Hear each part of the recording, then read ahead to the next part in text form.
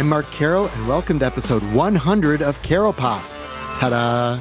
Our guest this week is someone I saw for the first time playing Carol Brady on stage in Chicago in the Annoyance Theater's 1990 production of Real Live Brady Bunch. Little did I know that Jane Lynch would go on to become one of the funniest, smartest, and most versatile and beloved comedic performers around. Lynch has won 5 Primetime Emmy Awards, 2 Screen Actors Guild Awards, and a Golden Globe. She's the rival comedian Sophie Lennon on The Marvelous Mrs. Maisel. She's Steve Martin's stand-in on Only Murders in the Building. She's the indelible tracksuit-wearing Sue Sylvester on Glee. She played Constance Carmel in the original and revived Party Down. She was a regular on 2.5 Men. She has hosted Hollywood Game Night and The Weakest Link. She had a breakthrough performance in Christopher Guest's Best in Show and also co-starred in his A Mighty Wind and For Your Consideration. She killed as the sexually charged store manager in former Caropop guest Judd Apatow's largely improvised The 40-Year-Old Virgin. And that's just scratching the surface. You can look up the rest on IMDb. The point is, she's busy and loves to work. Or as she says about her arrival in Los Angeles from Chicago many years ago, while everybody was yawning, scratching their balls, and getting their first cup of coffee, I've done 12 things. Jane Lynch brings such focus and humor to our Caropop conversation. Did she know she was funny back when she was growing up in the South Chicago suburb of Dolton? Did she have a positive experience at Second City? And which soon-to-be famous actress did she understudy? Does she prefer improvising or working with a script? Which directors have appreciated improvisation, and which have taken what she calls a police state approach to the script? Did she always want to work in comedy? When she reflects on her white-hot ambition, what was her goal? Did she have to overcome industry thinking that comedy is a man's game? How did she find success in her 40s? How important is it to project confidence? How did she enjoy performing in Funny Girl on Broadway? Are her happiest moments as a performer on stage or in front of a camera? What are her thoughts about the actor strike and how is she doing being less busy? And what was it like to sing with Olivia Newton-John on Glee? With typical smarts, charm, and laughter, Jane Lynch discusses all this and much more in this delightful 100th episode of Caropop. Well, the first thing I saw you in was Real Live Brady Bunch, and that was when I did a piece about that, and Eve Plum had come in to be in the Johnny Bravo episode. I mean, I lived right around the corner from where Annoyance was on Broadway for a while, and I saw Co-ed Prison Sluts there too. And then she came in, and I think there was like something you guys did at Shelter, and then something else at Navy Pier, where like a bunch of the Bradys came in for that. Yeah, that's right. Oh my God. But I think that was probably the first thing I saw you on stage way back when. Yeah, I remember somebody interviewed the guy who played Peter, not Michael O'Keelan, Christopher Knight. Whatever. Yeah, Christopher Knight. And he said, yeah, they kind of look like us, except our clothes were cleaner. And that is so true. We got all of our clothes like at a thrift shop. The story that I wrote for the Tribune, I remember the kicker was Susan Olsen, who played Cindy, after having experienced the whole thing, saying, "It's weird to have warped an entire generation. We're sorry." Yeah, it was such a good show for so many reasons. I mean, on the face of it, it was innocent and kind of vanilla and very vanilla. But the reason we did this show, and this is what we all kind of bonded on, is that we thought our childhood should be like that. That when you pitch a fit about something and you run up to your room and you slam the door, a second later, you're going to get a gentle knock. You want to talk? And that didn't happen in most people's houses. So we all thought that it was kind of disappointing in a way that our lives weren't like that. But it was an idealized version of, what a family should be. The having each other's back and the unconditional love, and that all the great platitudes that Mike and Carol would say, like, do you find what it is you do best and do your best with it, and always be nice, and I remember talking to the Soloways about it, and that idea of at first it's like, oh, should we do like a parody? Should we throw in jokes? And it was like, no, we're just going to play it straight. It was a send up, but there was also something really sweet about it. And that was the thing. It wasn't like we're just making fun of stupid old television shows. There was great affection. When Eve Plum came in, they were like, oh my God, we're sitting with Jan Brady, and she's like smoking her cigarette back when you could do that. And so she's like, yeah, I'm just a real person to you now. But right. But it was, and then I remember Eve Plum, when she was like sort of chatting with people at Shelter, they were like, oh my God. Yeah. Because she was just such an iconic person to them. I hate the word iconic. I can't believe I just used it. Sorry. Yep, you did. Well, Yeah. we'll just zip that up. We'll just I'll put in a really smart word and we'll just like digitally insert it. Were you part of the Annoyance ensemble at that part, or at that point? Were you working with Mick Napier on other things? Well, sort of. I mean, what happened was the theater was founded. He rented the space, and he needed to fill every night with something because he had to pay the rent. So I went to the first meeting, and I remember they voted on the name Annoyance, and I hated it. I thought it was stupid and rebellious, and who'd want to go to a place called the Annoyance? And look, it's still happening. It's a great name. I think it's a great name now. I was working with Faith at Second City. She was our musical director. And I think she probably said, hey, come to this thing. And maybe she even said, we're going to do the Real Live Brady Bunch. We're going to do our episodes of the Brady Bunch. And I really wanted to do that because she and I had premiered the Go Ask Alice with Second City, the touring company. Remember that song, Go Ask Alice? Right. We changed the lyrics and stuff. Our Faith changed the lyrics and I sang it. And then eventually we had Mary Weiss sing it, who was played Alice. So yeah, I was at that first meeting. And I think we got Wednesday nights. And that's, I didn't do anything with them outside of the Brady Bunch, though. And we were kind of the thorn in their side in the beginning. We were kind of, in their opinion, even though Mick was in it, he played Bobby, he kind of kept a good sense of humor about it. They kind of saw us as selling out, even though we were literally selling out. Yeah, because you were the commercial thing they were doing, so they had to be suspicious of it. Right. Yeah, exactly. So everybody, it was kind of cool to hate what we were doing. And when they do like this real life game show right before it, just to right. Well, yeah, Eric Waddell, who was in the company and a great guy, he always wanted to be a game show host. In fact, I think he's still working in the game show world, but he wanted to be a game show host. And he said to Jill, can I do my own show? And he created it. And it was great. It was a big hit. So it was our first act was the Real Live game show. And then we'd go into the Real Live Brady Bunch. It was a great night. It was a really fun, very well organized, very well conceived and executed. And then at the same time, just kind of a delightful shit show.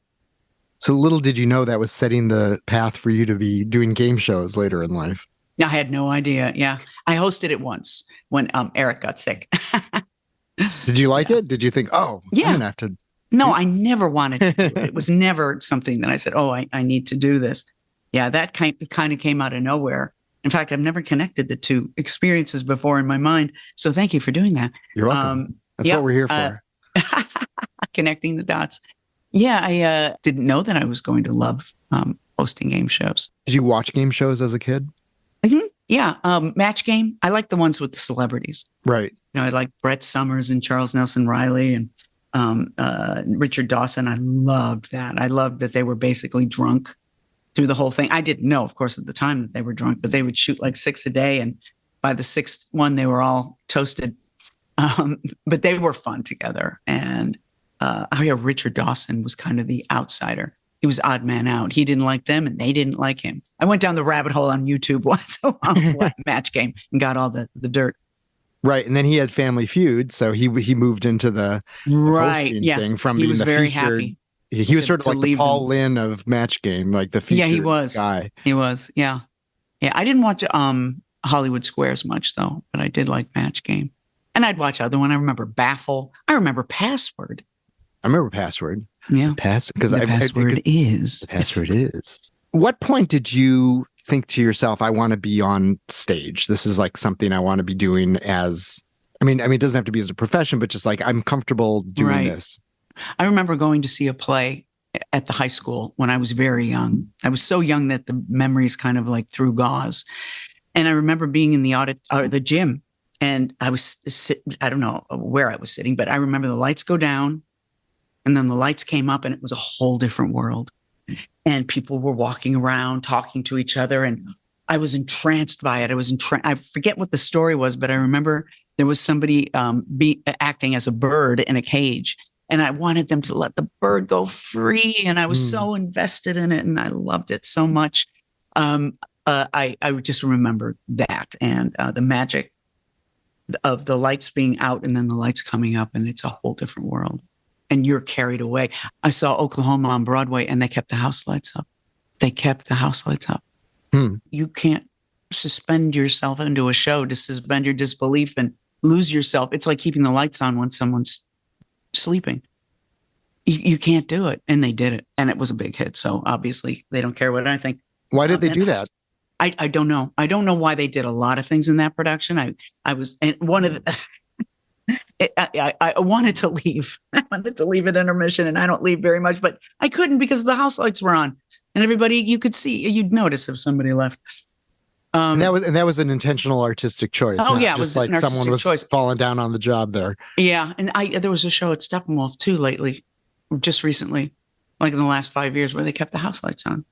See, if you like wait and then turn them on at like one moment, then it's like dramatic. Like when Springsteen just played Wrigley Field, that, you know, was getting dark and everything else. And then at some point after he had this whole monologue about death, he did Born to Run. And then all of a sudden they turned on all the lights. And then that was like, woo, you know. Yeah. I mean, but he did it at Wrigley, right? So did they turn, there are no house lights at Wrigley. They're just like the lights for the field. So those, and they actually upgraded them this year. So they're brighter than they used to be. So it was all of a sudden like, well, that's an effect. Yeah. Really illuminated. Cool like, effect. I mean, Chris Jones, the Trib's theater critic, wrote about how it was like one of the most effective lighting cues he's ever seen. Just that. But yeah, if you had them on the whole time, it would suck. So no, I don't think you ever turn on the house lights in a theater. I don't think you should ever turn them on. Right. You want to punish the audience or something. It's like waking up somebody in the middle of a dream. If I go to a movie and they haven't turned all the lights all the way down, like it drives me crazy, because sometimes they're like, yeah, no, it needs to be completely dark. I only want to see the screen and that's it. I don't want to, I'm looking at the stage and I'm catching eyes with the guy across in the audience, you know, across me. I don't want to do that. So for you, it was really that sort of separation, like sort of seeing it in this sort of magical, like other world. Fantasy. Yeah. Another world. You know, where you kind of lose yourself. You kind of go into that place where, you know, you don't even exist. It's really just witnessing. What was the first time you were on a stage? Let me think. I don't know the first time, but I do remember one of my earliest memories is it was like a third grade Christmas pageant in Dolton, Illinois. And it was Christmas, and I was the A in candle. We spelled out candle. And I remember my the little 4-stanza poem. I said, you want to hear it? Of course you do. Of course. A is for air, so filled with smells of spice, smells of cake, pudding and pie, everything that is nice. Wow. You wrote that? No, it was given to me. Oh, okay. It's good though. You remember it though. Yeah. Were you someone who, would you sort of write stuff like, oh, I'd like to write my own material, or was it more just acting at that point? Well, I never thought I could. I just would take what was given to me. And then as like now, if something doesn't flow really well for me, I will go in there and tinker with it. And one of the things in The Marvelous Mrs. Maisel, and I didn't know this, so I was kind of used to Glee and guest spots that I would do that I might go, can I say this instead? And sometimes I wouldn't even ask. I'd just do it. I would just maybe, change the phrase of a sentence because I thought it would be funnier this way. But no, usually I would ask them. But I was my first day of Maisel, and I had reworked a couple of sentences, and the script girl, her eyes went wide, and she said, "Oh, well, let me ask." I said, "Really? You have to ask?" And I was getting kind of. I couldn't believe it because I thought what I had done was so great. I was expecting her to go, "Oh, this is great." And she's on the phone and she's in the corner and she's whispering, and I think she's talking to either Dan or Amy. Oh, Dan was directing. I think she was talking to Amy. And they came back and said, you can do that. And because you don't, and then Alex Borstein said to me at one point, she said, "So I hear there's only one person that Amy will allow change a sentence." And I said, "Really? I didn't realize that." And I mean, it was just kind of like putting the noun here instead of there. And I thought it made it funnier and it was better for the character. I don't know. I mean, she conceived the character, so she knows the character. But it was kind of a big deal. Yeah, I would imagine between filmmakers and showrunners that there are some who want you to stick to every word, and then others who are like, see what feels right. I mean, Judd Apatow is the opposite of what you're talking about. He's just, I mean, from my understanding, and I've talked to him as well, it seems like 40-Year-Old Virgin was a lot of that was just giving you guys rein to be funny. And also true whispering to the in my ear and giving me the lines. Sometimes he say, "Hey, say such and such." So yeah, he's great. And those are really fun to do because of that. Amy and Dan carefully craft everything. They really are meticulous. And what's his name? Boston Public. What's his name? The guy that did Boston Public. Kelly? Yeah, it's Kelly. He's married to Michelle Pfeiffer. Oh, David Kelly. Yeah. Okay, yeah. Sorry, I forgot. David Kelly. David E. Kelly, I should say. David E. Kelly, who's I never met. And I did a recurring spot on Boston Public. And he was never there, but he was always up in the office, but he never came down to the set. But they were absolutely like it was like a police state in terms of the script. And it was perfectly crafted. He didn't want anybody messing around with it. And so you had to say it word for word. So, sometimes unintentionally, you switch something up a little bit and they come up and go, oh, no, it's this way. It's didn't, not did not. Sorry. Yeah, right. I mean, yeah, that's specific. Were you tempted on that to be changing things, or no, was it just a matter of just slipping and stuff? I was like, oh, that's okay. But I'll tell you what happened was and this happens to every actor at some point. I'm not alone in this, where, you wake up that day and for some reason you can't remember anything. And I was on, sometimes it happens after lunch where all the lines go, but I was on the stand and there was this meticulous, I'm like, all the stories I'm telling you are in my memoir, by the way. Right. There was this meticulous camera move, starting at 1 and then it moves this way and you need to be finishing this line by the time it gets to you. And then you need to do that. And I was the first person and I could not remember. I had such a hard time with my line. And then it was supposed to come back to me and I keep talking. I'm supposed to keep talking as the camera's doing this. And so if I F it up back to 1, oh my God. It was my birthday too. And they gave me a cake at lunch and the rousing happy birthday was a little underwhelming. The sugar went to your head. Happy with me. Yeah. Right. Yeah. It was a tough day. When you have a tough day like that, how much does that? Because I would assume that a lot of acting has to do with confidence, and when you have that, how much does that mess with you? Oh, a lot, especially if you're the guest star. If you're a regular, they know that you're having a rough time. But when you're the guest star and you show up, oh. But I remember Pamela Alden was on the show at the time. She was playing opposing counsel, and she came up to me and she's how she can be like tough. She gave you a tough love. And she said, don't be mad at yourself. She said, this happens to every actor. And today it's your turn.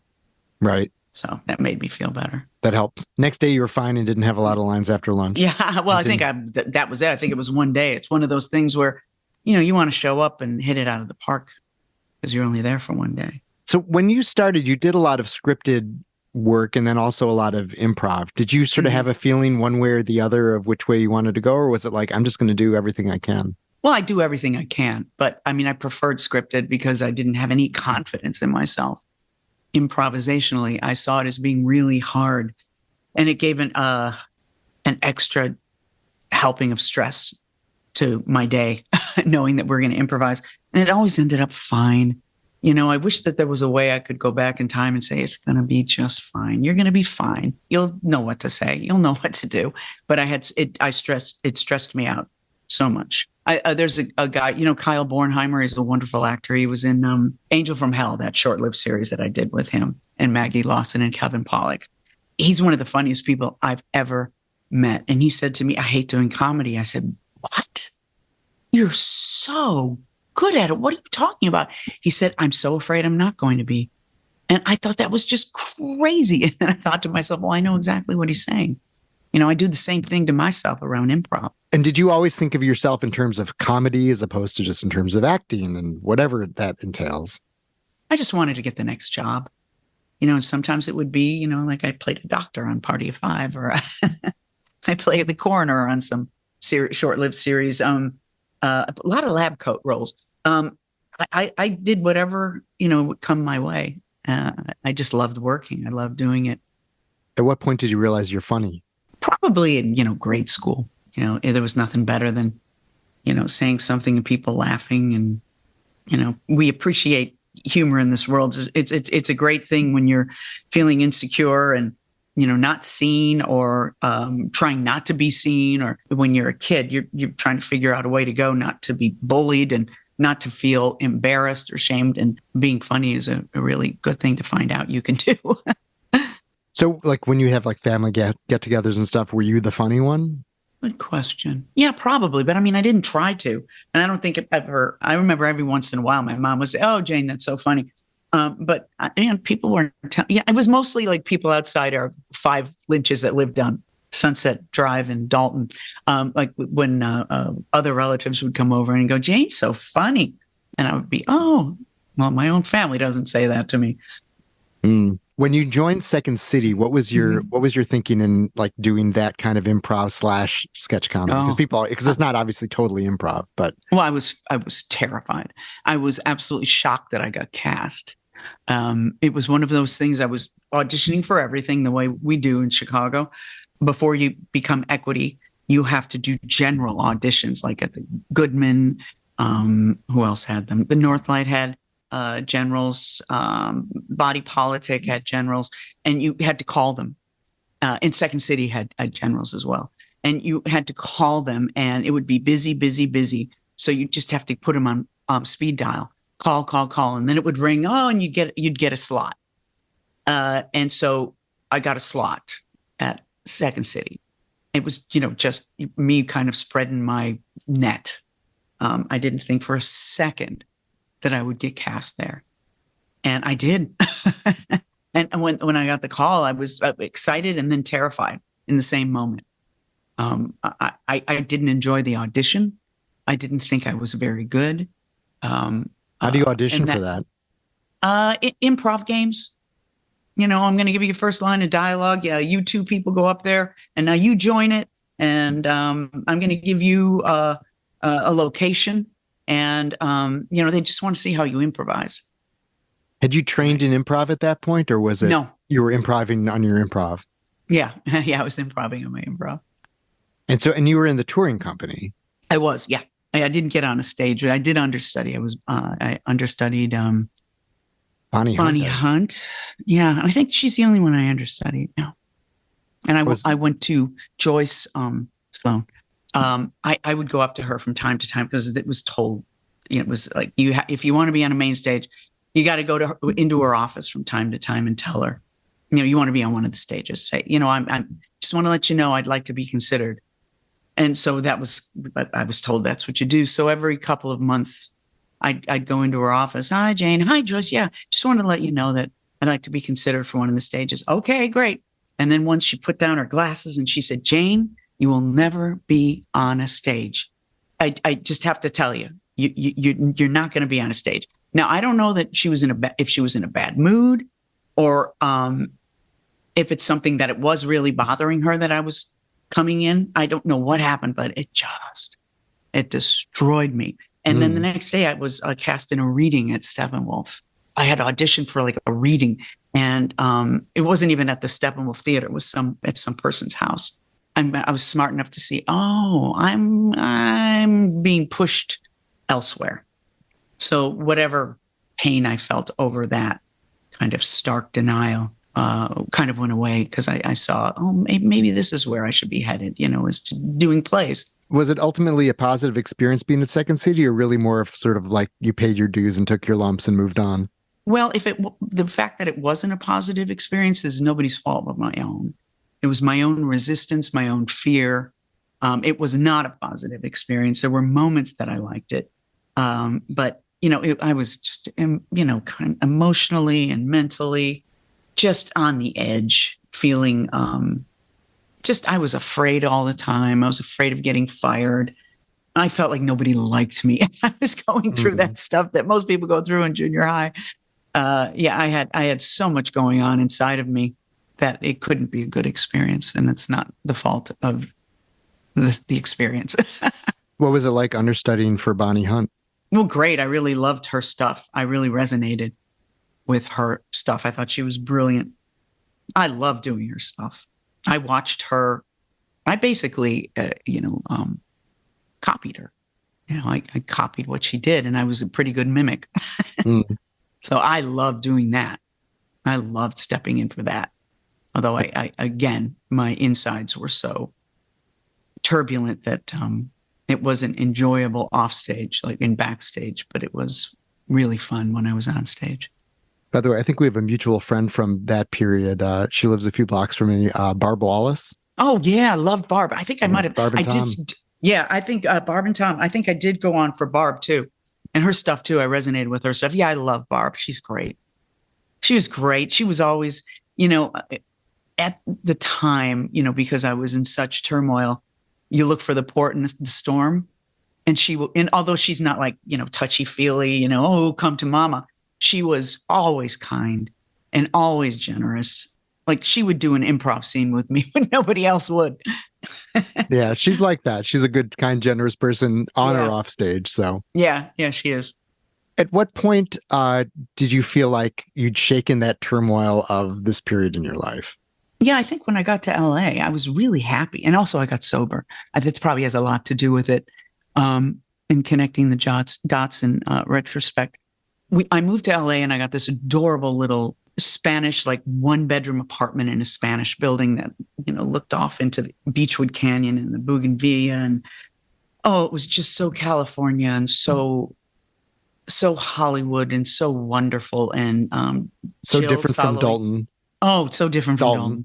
And from Chicago, which I loved Chicago too. But this was it was like a new lease on life. And Jill Soloway lived down the street from me, and a bunch of other people who were with the Real Live Brady Bunch lived around the corner in kind of a flop house that everybody kind of lived together before we all got apartments. And Jill and I were one of the first ones to get our own. And we all lived in Beechwood, and we would do the Beechwood Palace Jubilee. We started doing that. That was Jill's baby. And Jill basically originated everything for our group. She was such a great producer, and she had such confidence. She was like, oh, we'll do this and we'll do that. And then we'll do that. She got the Brady Bunch on at the Village Gate, and got us like when we were getting paid like $900 a week. It was crazy. Right. But anyway, she got the Beechwood Palace Jubilee going, and we all started, we hit the ground running, and I was really happy. I was going to a bunch of meetings where I met great people, and, the turbulence was quieting.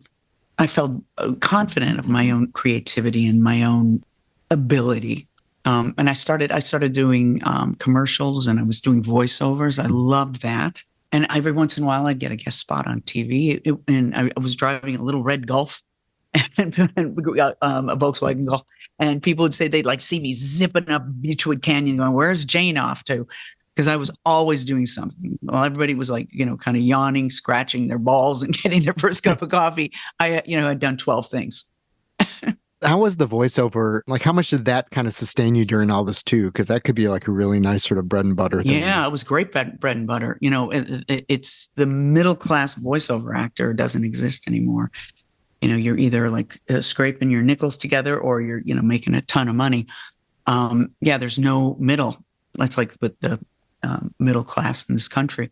I was making a living, middle class living, and getting insurance, and I had something to do every day. And even if I wasn't doing a voiceover every day, I was auditioning every day, and it was very social. There was I was with ICM, and we had they had a voiceover department.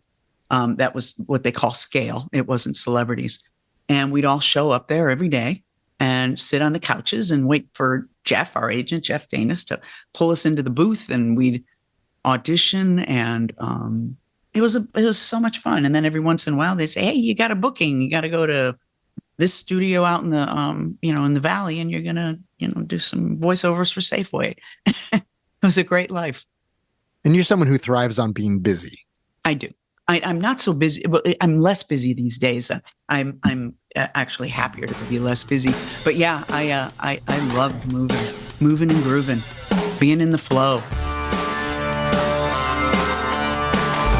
Was Best in Show a turning point? Mm-hmm. Yeah, I think so. I mean, if you were to write the story, I remember this guy, Evan Gore, had this funny line. He said, there are a million stories in the naked city. This is the only one I know. So there's a million stories you can write about anything. And I think that's kind of our human nature. We love a story, but this is the story I'm telling now. Yeah, I think it was because it was a turning point because, first of all, my face was on a movie poster. And that had never happened before because it was an ensemble poster. My name was on a movie poster. I couldn't get over it. After that, maybe people didn't know my name in the business, like the casting people or the producers, but people, some people knew who I was more so than before Best in Show came out, for sure. Right. They recognized you and they're like, oh, that's that person. And right. Well, and you had that. And then you had 40-Year-Old Virgin was pretty close to that, if I recall. But those were both big, great showcases for you. And they're also both roles in which, unlike others where you're just sort of doing it word for word, you really brought a lot of your own sensibility and words into those. So yeah, ironically, the thing that I was most scared of is kind of what became two kind of significant projects for me. Did that change the way you sort of looked at, I guess, your own skill set? Because it was like, well, wait a minute, I really was I should have been on the main stage at Second City, damn it, Yeah, I didn't go back that way, thank God. And so I don't have any lingering resentment about that. But yeah, it did. I mean, quote unquote success breeds a lot of confidence, and you cannot understate the importance of having some confidence, because without it, you're just, you're at the mercy of the winds of fate.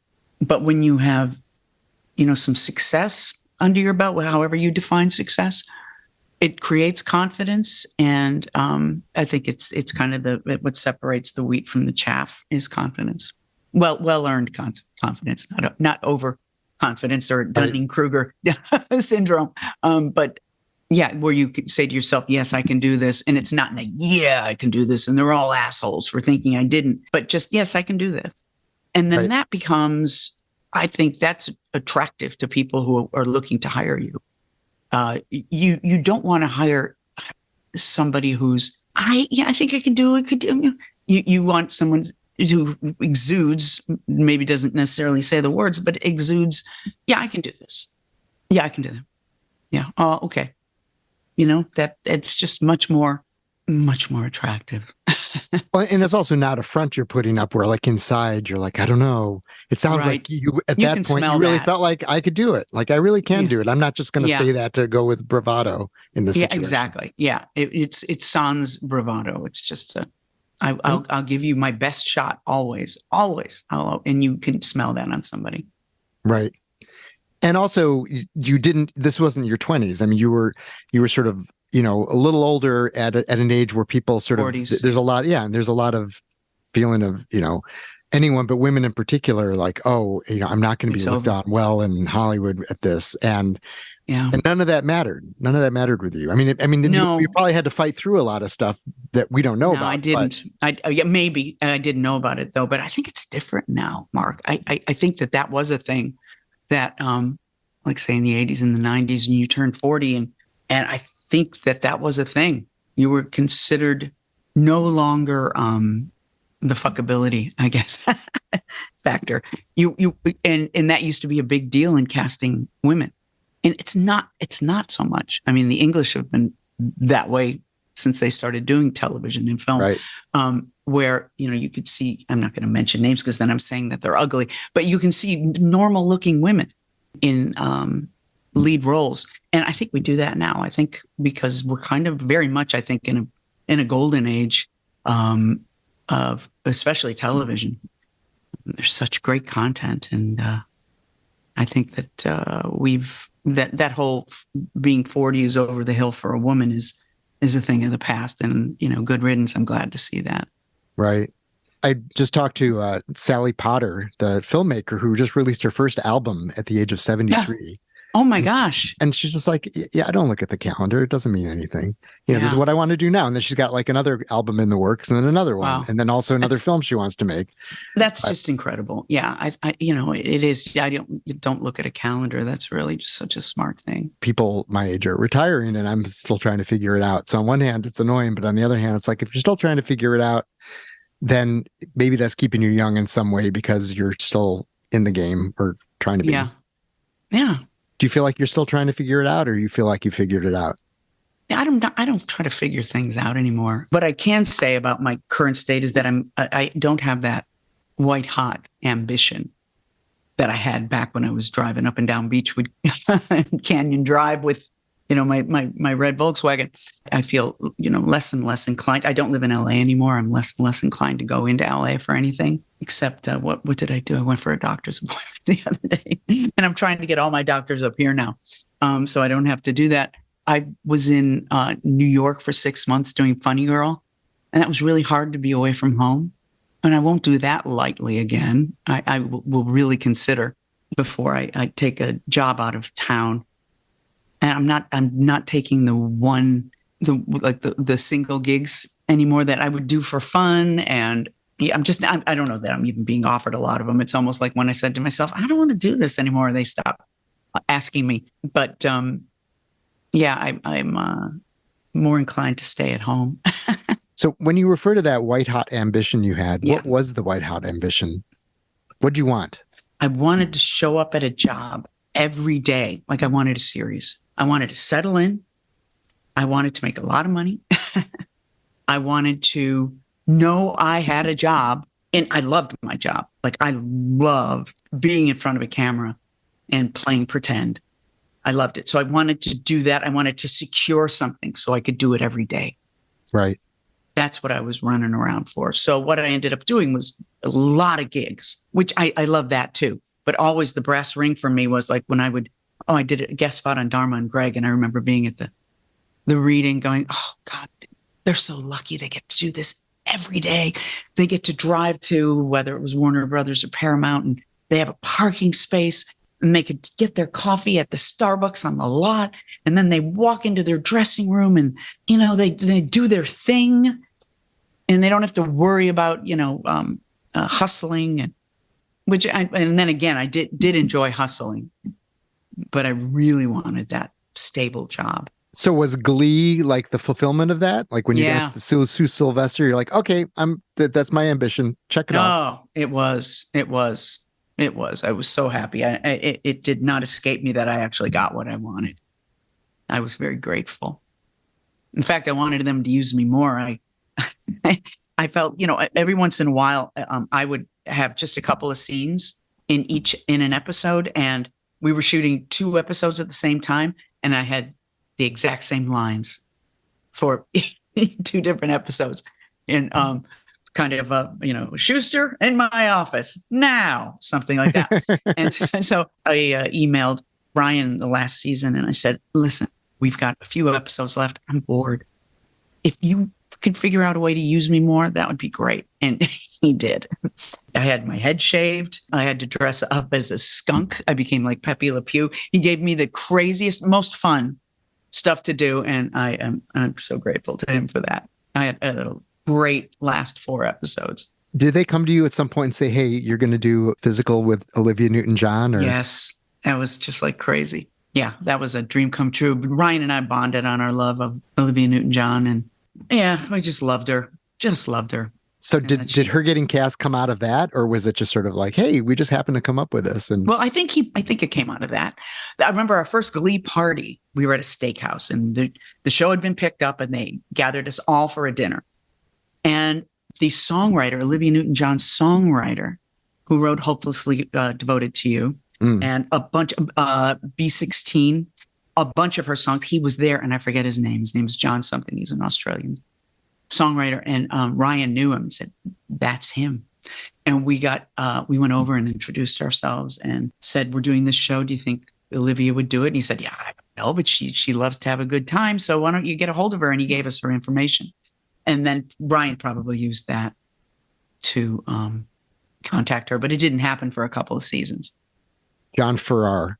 There you go, John Farrar. Yeah. Oh, what a nice guy he was. So when they came to you and said, all right, we got Olivia Newton-John, were you just like, oh my God? I was nervous more than anything. I ruin things for myself sometimes. And it turned out there was nothing to be nervous about. I knew she would be nice, but I didn't know if, I'm socially such a goof sometimes, but we had such a great time. We had a lovely day on the set together, and we laughed, and we continued emailing, and she sent me her latest book and signed it. And Yeah. So, I'm glad that I got that time in with her. She was a real bright light. She was just like you thought. Yeah. Looking at her, you go, I think that's a bright light. She was.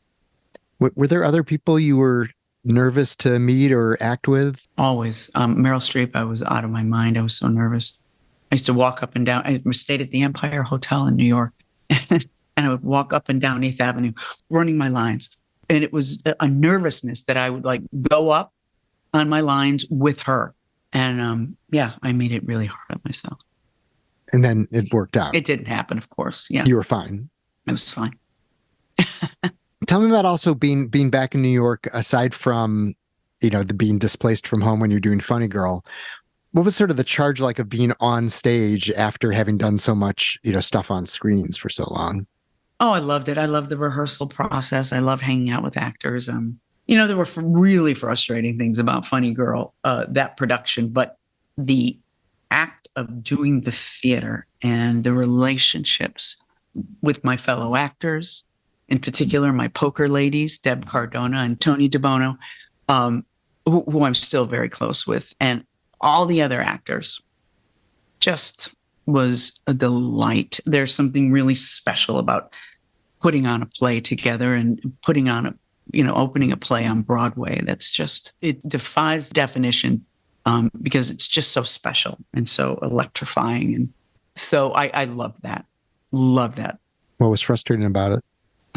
Rather not say. Okay. Did you sort of flash back on, again, being a kid and, being on the other side of the lights are on stage and Always. off in the house? And yeah, always. I always put myself in the position of the audience, going, oh, they're so excited right now. The overture, oh, they're excited. This is going to be great. Did you shoot Only Murders in LA or New York? No, New York. So I love going there for that. I love those guys. I just had dinner with some of them, with Steve Martin and John Hoffman. We live in this neighborhood. It's really great. The reveal of Steve Martin's stand-in was really great. Someone who's a fan of both of yours, it just was like, oh, it was just very funny. Oh. When it was presented to you, were you like, oh, that's oh yeah. You know what? It was an interesting thing, how that happened. I rented a house while my house was being worked on, and I had this cute little house in West Hollywood, and I rented it from this woman, Kristen Newman, who is a writer and showrunner, and she is a writer on Only Murders. And when they were starting up, she sent me an email and said, "Hey, would you be interested in playing Steve's stand-in, and your name would be Saz Pataki?" And I said, "You had me at Saz." So that's how I got that. Was that a set where you read every line, or were you able to? Yeah. Oh, yeah. I don't want to improvise. Believe me. It's the last thing I want to do. Every once in a while, I might say, "Oh, can I change this?" Because it's more trippingly on the tongue. And that, I'm not looking to change scripts. I think there will be this sort of sense that it depends on the comedian, but like someone like Steve Martin, I imagine seems like he's very controlled in what he's doing, as opposed to, winging it like you would maybe think some others would be. But he's like, oh, you just get those funny people together. You just let them be funny. But there actually has to be some. Oh, no. Yeah. Script to it. Be a script. Yeah. Yeah. And it's very well written. So yeah, as far as I know that I'll speak for myself. Yeah. I don't want to change a script. Believe me. Just every once in a while, I might say, could I mess with this sentence? When you think of like sort of your peak moments performing, are they in front of a camera, in front of an audience? What are they? Right now, what draws to mind is when we do the Christmas music show that I do, Swingin' Little Christmas, with the Tony Guerrero Quintet and Kate Flannery, who was Meredith the Drunk in The Office, and Tim Davis, another singer. He was the vocal arranger on Glee. The 8 of us travel around the country going to, little venues like city wineries and some bigger. And we do our Swingin' Little Christmas, which is a late 50s, early 60s kind of Christmas music. And that is a freaking blast. And the audiences have so much fun, and it's Christmas, and we love it. And we're very aware of how, the rarefied air we're breathing when we do those shows. It's a real delight. It's the high point of what I'm doing right now. How long are you out for each year doing that? We do it about a month. So we start like right after Thanksgiving, and we'll come home 16th or 17th of December.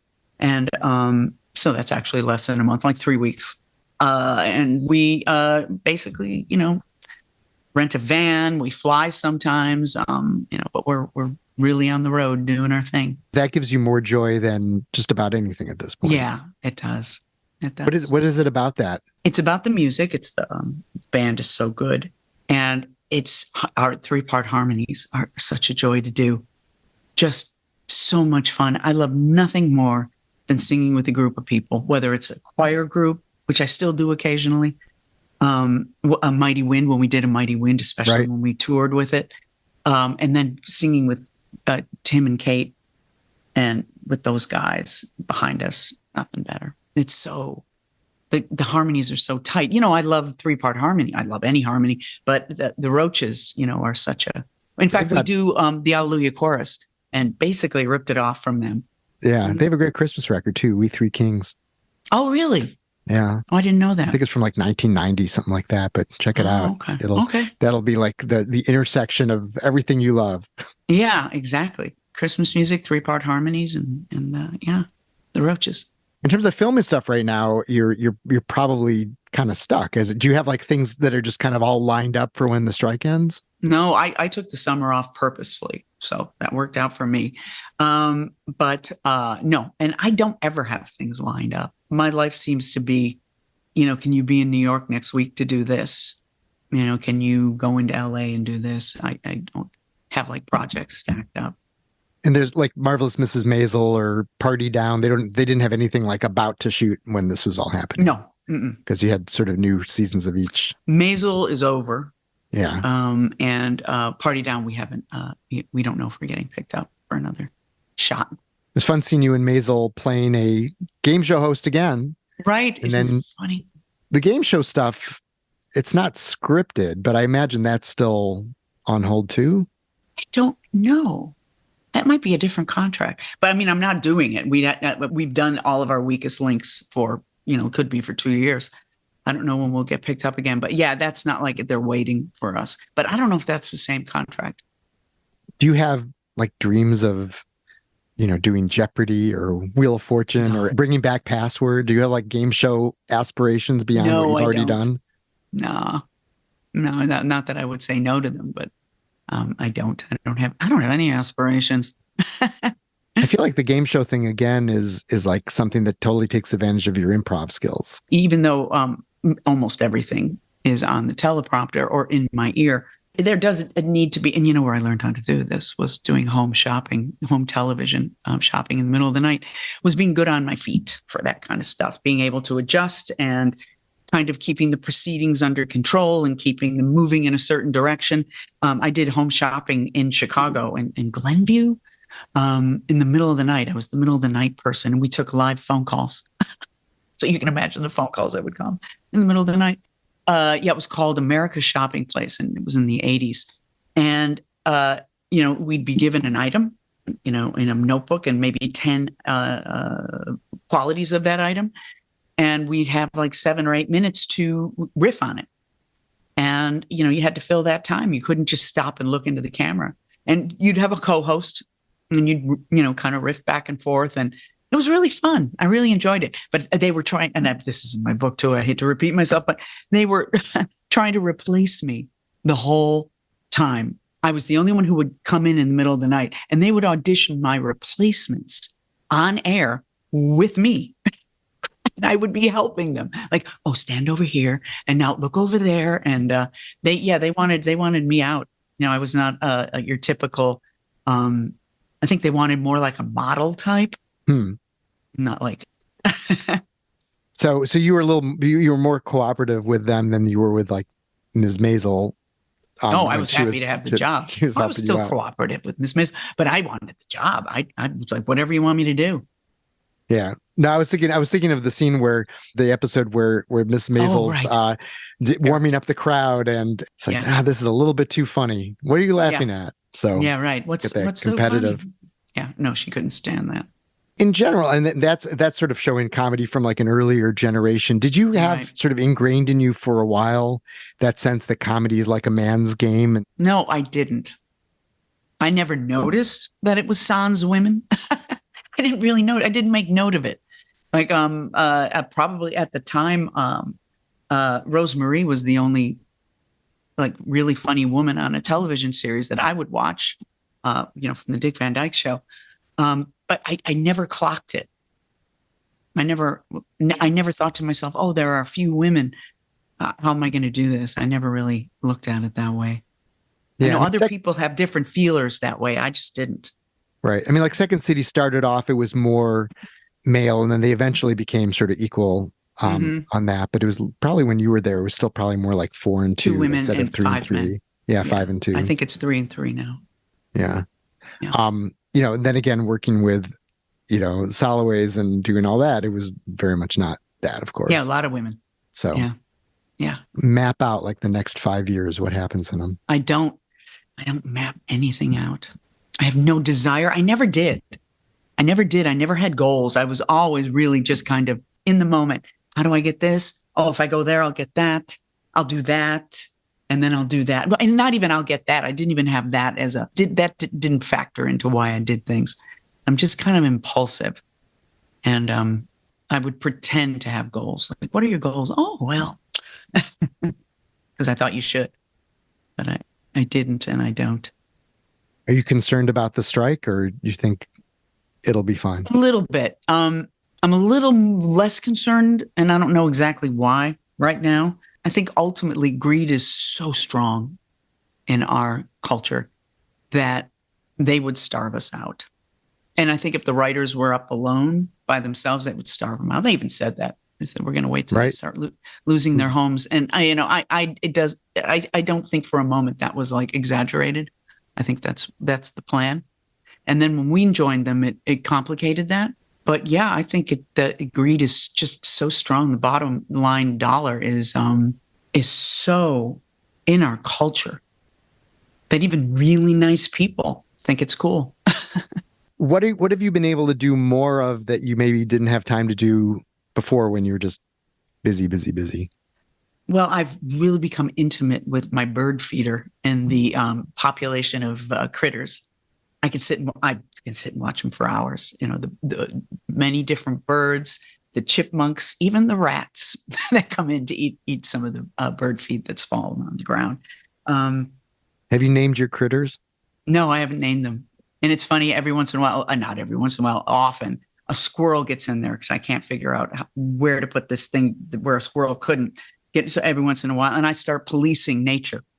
I go, get out of there.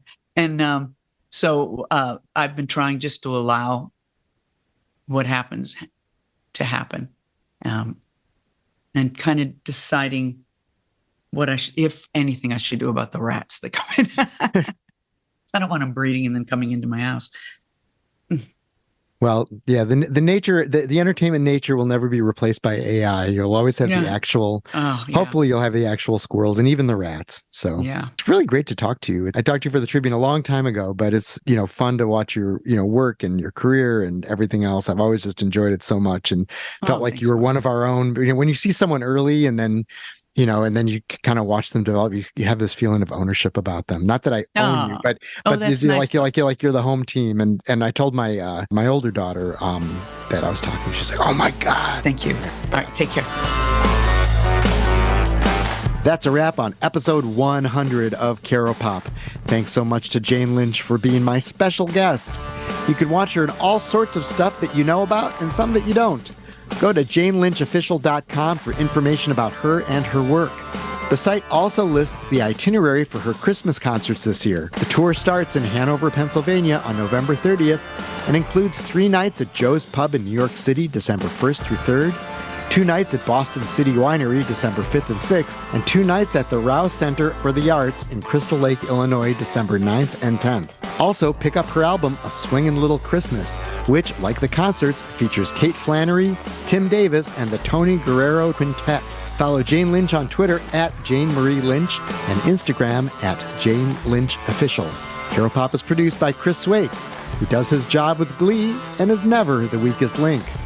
I'm Mark Caro. Please follow Caropop on Twitter at CaroPopcast You can follow me as well at Mark Caro, at MarkCaro. Also visit caropop.com where you can find this podcast and enter your email address so you'll hear about upcoming events and episodes. Please share this episode, subscribe, tell your friends, and tune in again next week for another Caropop conversation.